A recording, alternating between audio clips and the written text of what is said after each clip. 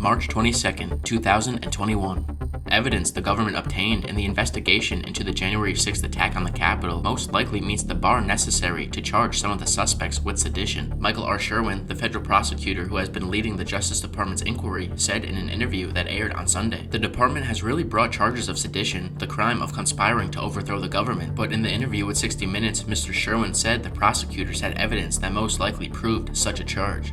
I personally believe the evidence is trending towards that and probably meets those elements. Do you anticipate sedition charges against some of these suspects? I believe the facts do support those charges, and I think that as we go forward, more facts will support that, Scott.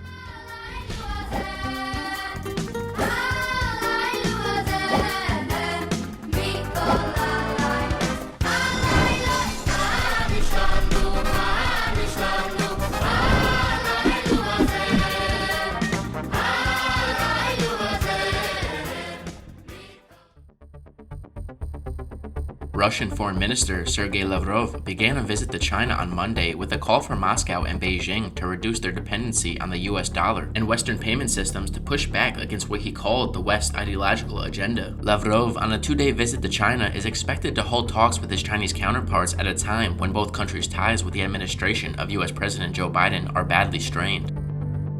Israeli President Reuven Rivlin will wait about 2 weeks until the final vote results are in before starting consultations with party leaders on whom they recommend to form the next government and become prime minister. In the past few days leading up to the election, scores of Israeli citizens have taken to the streets to protest current Israeli Prime Minister Benjamin Netanyahu's campaign to run and hopefully win again. As spring break crowds wreaked havoc in one of the most popular U.S. party destinations, many Miami Beach locals took to social media to blame out-of-towners for the chaos. Responding to multiple fights, brawls, melees, and other public displays of disturbance of peace, the city declared a state of emergency on Saturday and imposed an 8 p.m. curfew.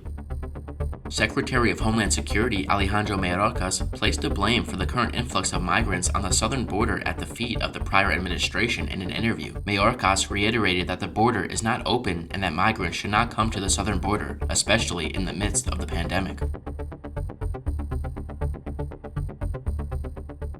We have seen large numbers of migration in the past.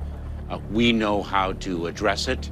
We have a plan. We are executing on our plan, and we will succeed. This is what we do. But one thing is also clear, that it takes time. And why does it take time now? Why is it especially challenging and difficult now? Because the entire system under United States law that has been in place throughout administrations of both parties was dismantled in its entirety by the Trump administration.